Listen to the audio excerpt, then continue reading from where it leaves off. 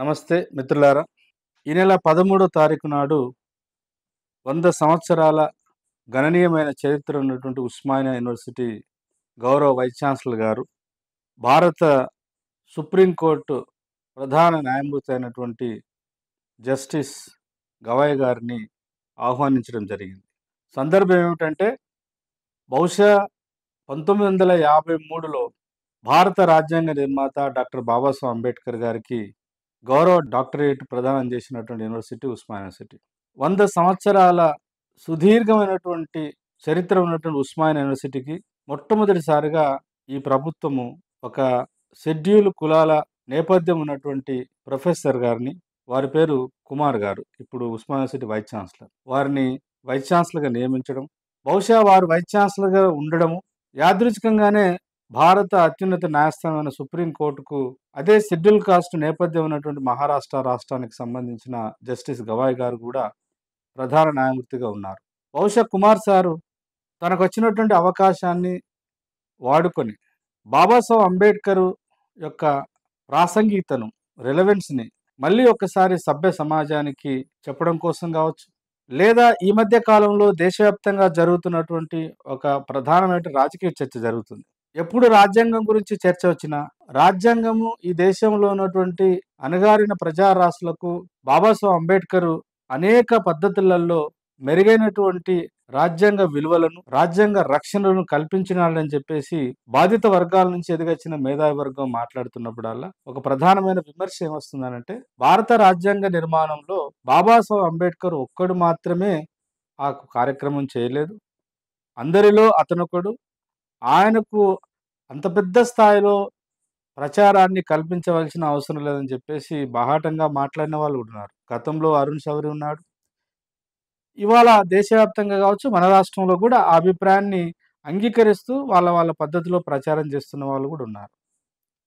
తర్వాత ఇవాళ దేశవ్యాప్తంగా దేశం యొక్క రాజకీయ పరిస్థితులు, రాష్ట్రంలో కూడా ఒక చేత ప్రజలకు, ముఖ్యంగా అణగారిన ప్రజారాశులకు ఏదో ఒక మేలు చేస్తున్నాడు, బయటికి రాజకీయ ప్రచారం చేస్తున్నా, అంతర్లీనంగా అంతర్గతంగా ఇటు షెడ్యూల్ కులాలు, షెడ్యూల్ ట్రైబ్స్, ఓబీసీలు, మహిళలు, అట్లాగే రకరకాల ఎథనిక్ ఐడెంటిటీ ఉన్న ప్రజలు అనేక రూపాలలో చాలా అవమానాలకు గురవుతున్నారు, కష్టాలకు గురవుతున్నారు, కన్నీళ్లకు గురవుతున్నారు. వాళ్లకు భారత రాజ్యాంగం కల్పించినటువంటి మౌలికమైనటువంటి మానవ విలువలు లేదా ఆత్మగౌరవాన్ని కూడా ప్రసాదించలేక, కల్పించలేక ప్రభుత్వాలు అనేక పద్ధతుల్లో దాటవేస్తున్నాయి. సభ్య సమాజం అనేక కష్టాలున్నాయి.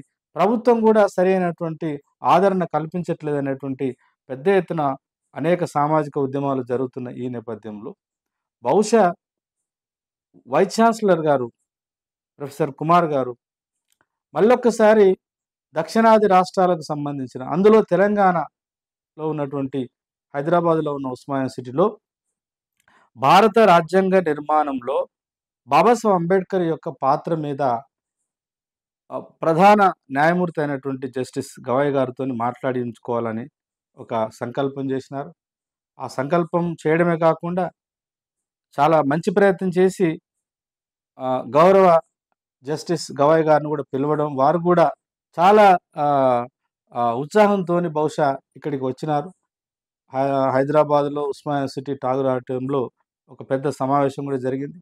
దానికి మన తెలంగాణ రాష్ట్ర హైకోర్టు ప్రధాన న్యాయమూర్తి గారు, అట్లాగే ఇతర ప్రముఖులు, న్యాయవాదులు, తర్వాత అకాడమిషియన్స్, ఉస్మానియా యూనివర్సిటీ ప్రొఫెసర్స్ అందరూ కూడా అటెండ్ అయినారు. ఈ కాంటెక్స్ట్లో జస్టిస్ గవాయ్ గారు కొన్ని మౌలికమైన విషయాలను మరొక్కసారి దేశం ముందు చర్చ పెట్టినారు. అందులో వారు అనేక విషయాలు ప్రస్తావించినారు.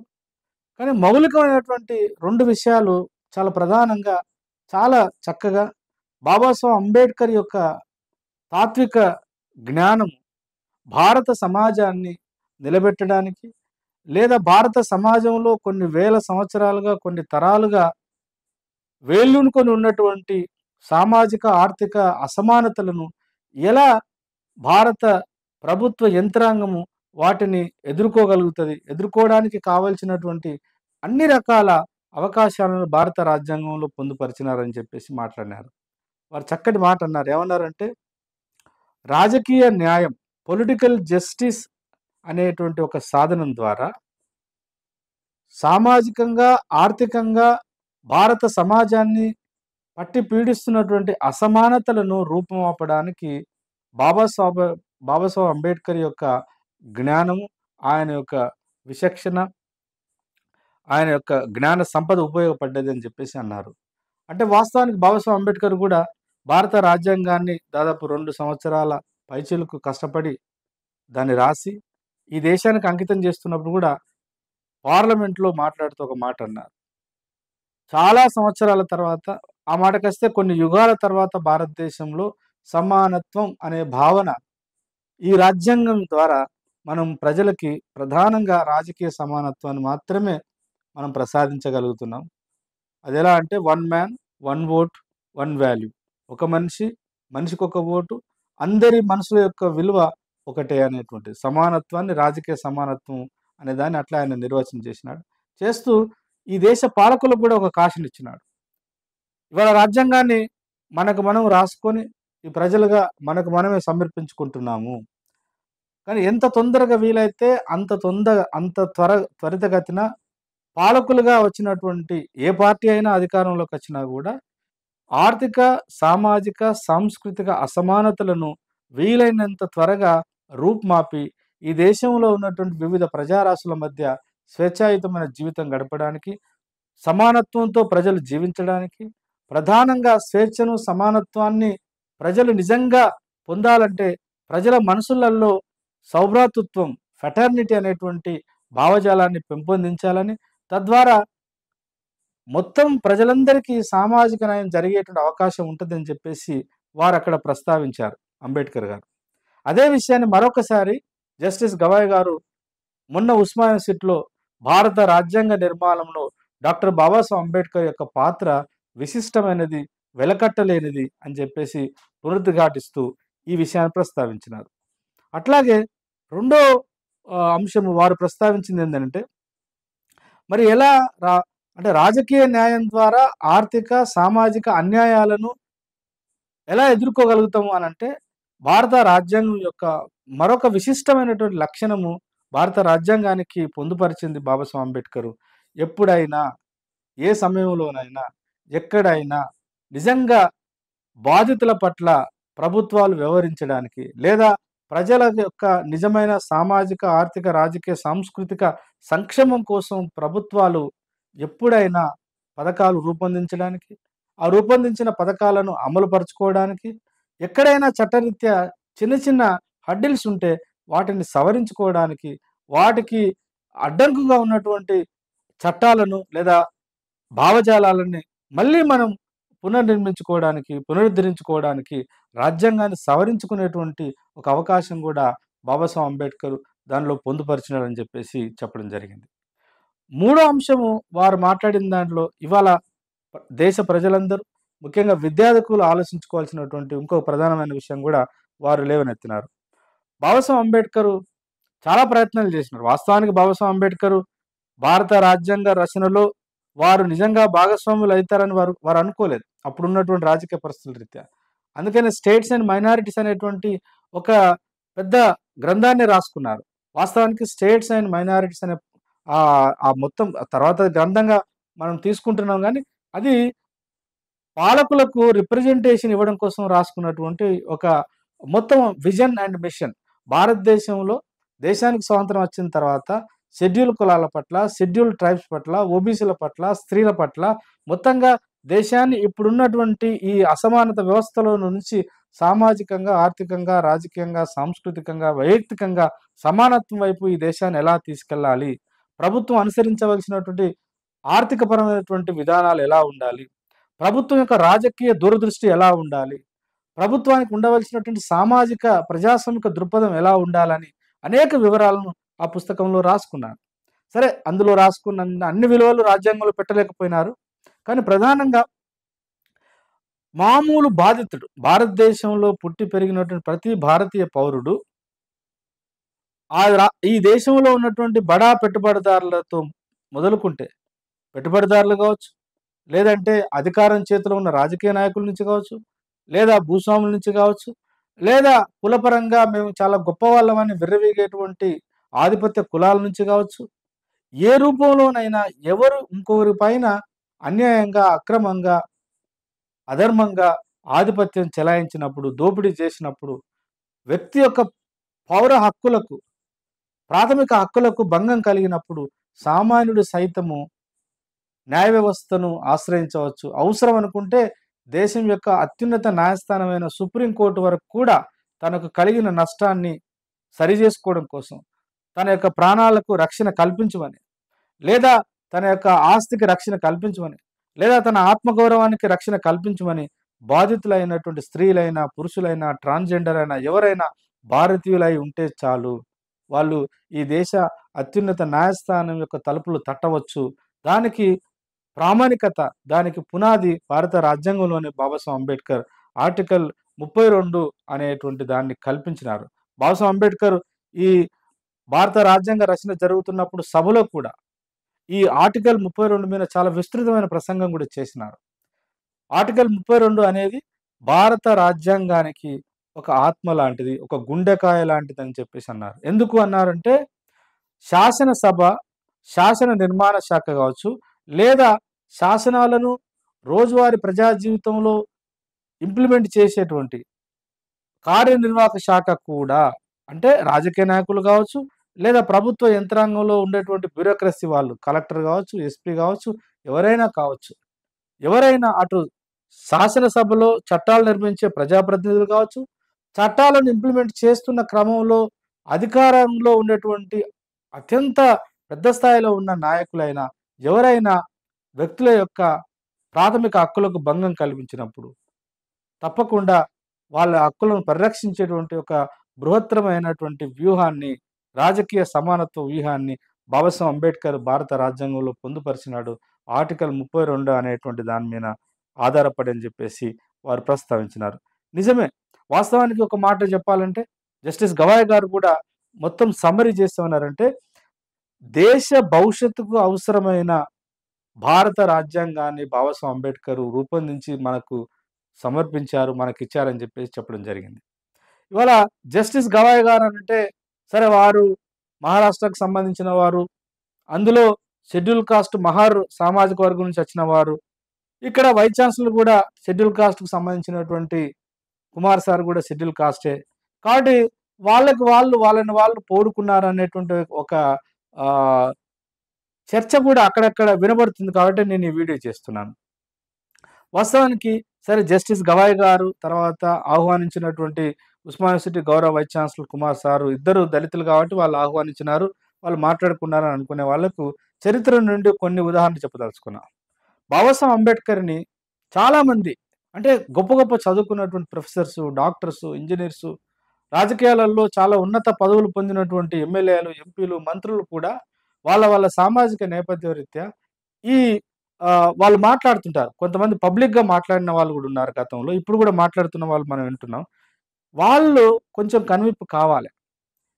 అంటే బాబాసాహెబ్ అంబేద్కర్ యొక్క జీవితాన్ని చివరంకంలో 1946 నుంచి దాదాపు 1947, 48లో దేశానికి స్వాతంత్రం 47లో వస్తే, ఈ రాజ్యాంగాన్ని రూపొందించడానికి 2 సంవత్సరాల 11 నెలల 18 రోజులు శ్రమించినారు.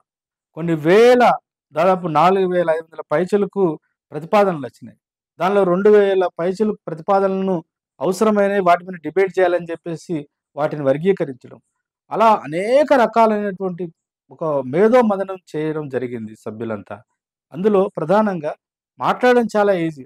మాట్లాడుతున్న దానికి అక్షరబద్ధం చేయడం మరింత కష్టమైన పని. రాజ్యాంగ డ్రాఫ్టింగ్ కమిటీ అని ఉంది. అంటే రాజ్యాంగ రచన సంఘం అని ఏసినారు. దాంట్లో 7 సభ్యులుండే. 7 సభ్యులలో అందులో ఎవరు కూడా సరైనటువంటి సహకారాన్ని అందించలేకపోయినారు. ఒకరు కంప్లీట్‌గా అసలు ఆ మీటింగ్‌లకి పోకపోయేది. ఒకరికి అనారోగ్య రీత్యా అసలు ఢిల్లీకి రావడానికి నాకు వీలు కాదన్నారు. ఒకరు విదేశాల్లోకెళ్ళినారు.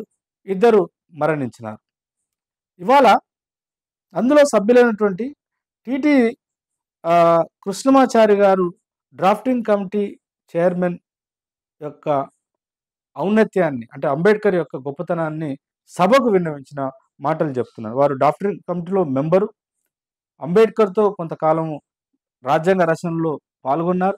కొన్ని అనివార్య కారణాల వల్ల వారు చెప్పిన మాట ఏందంటే, నాతో సహా ఈ భారత రాజ్యాంగ రాత ప్రతిని రూపొందించడంలో మేము ఆరుగురం కూడా సంపూర్ణమైన సహకారం అందించలేకపోయినాము. పూర్తి స్థాయిలో డాక్టర్ బాబాసాహెబ్ అంబేద్కర్ తన యొక్క శరీరాన్ని, తన యొక్క జ్ఞానాన్ని మన భారతదేశానికి అర్పించినారని జెప్పేసి అన్నారు. ఐ కోట్ ఆయన చెప్పిన మాటల్ని యథావిధిగా మీకు చెప్పడానికి ప్రయత్నం చేస్తాను. No other person in this assembly could have pursued a better draft.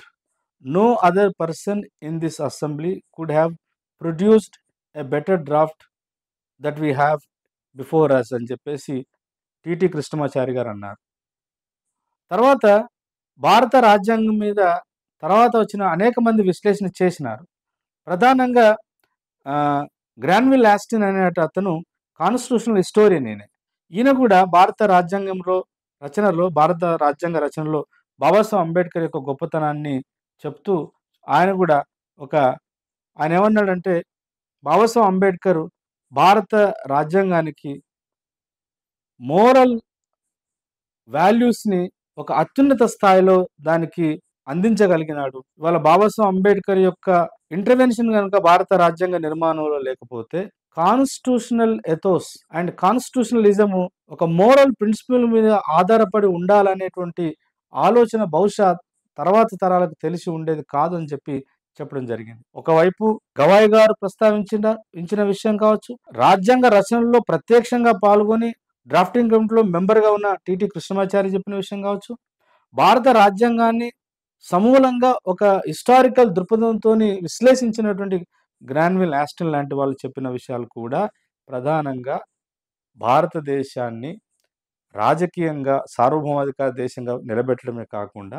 ఆ రాజకీయ సార్వభౌమత్వాన్ని వాడుకొని సామాజిక ఆర్థిక వ్యవస్థలను స్వేచ్ఛాయుతంగా సమానత్వం వైపు నడపడం కోసం, మరీ ముఖ్యంగా దేశంలో కొన్ని వేల సంవత్సరాలుగా కుళ్ళుగొట్టిపోతున్నటువంటి కుల వ్యవస్థను దేశం యొక్క ప్రజల మనసుల్లో నుంచి తీసేసి సోదరభావాన్ని పెంపొందించడానికి, సామాజిక న్యాయాన్ని రోజువారీ జీవితంలో పురికొల్పడానికి భారత రాజ్యాంగం యొక్క మౌలిక స్వరూపము, భారత రాజ్యాంగం యొక్క విలువలు, దాంట్లో ఉన్న ప్రతి ఒక్కటి కూడా ఉపయోగపడుతుందని చెప్పేసి మనం గ్రహించవలసిన అవసరం ఉంది. ఈ సందర్భంగా ఇంత గొప్ప కార్యక్రమాన్ని ఉస్మానియా యూనివర్సిటీలో తలపెట్టినటువంటి గౌరవ Osmania university vice chancellor professor Kumar sir గారికి, అట్లాగే మరొకసారి ఈ 21వ శతాబ్దంలో 2005లో దేశం అంతా కూడా ఆర్థిక సంక్షోభాన్ని ఎదుర్కొంటున్నప్పుడు, రాజకీయ పరంగా మెజారిటేరియన్ వాదం దేశ రాజకీయాలను శాసిస్తున్నప్పుడు, రాజకీయ పార్టీలకు ప్రతినిధులుగా ఉన్నటువంటి రాజకీయ నాయకులు పూర్తిగా దిగజారిపోయి రోజువారీ సంభాషణలో కూడా అన్పార్లమెంట్గా మాట్లాడుకుంటున్నటువంటి ఈ తరుణంలో రాజకీయ వ్యవస్థను ఒక పవిత్రమైన వ్యవస్థగా నిలబెట్టాలని పరితపించిన డాక్టర్ బాబాసాహెబ్ అంబేద్కర్ యొక్క రాజకీయ న్యాయ సూత్రాన్ని మరొకసారి ప్రజలకు పరిచయం చేసినందుకు వారికి, అట్లాగే ఈ అంబేద్కర్ మీద అవగాహన రాహిత్యంతో ఒక విమర్శ రూపం కాకుండా, సద్విమర్శ కాకుండా కేవలము బాబాసాహెబ్ అంబేద్కర్ యొక్క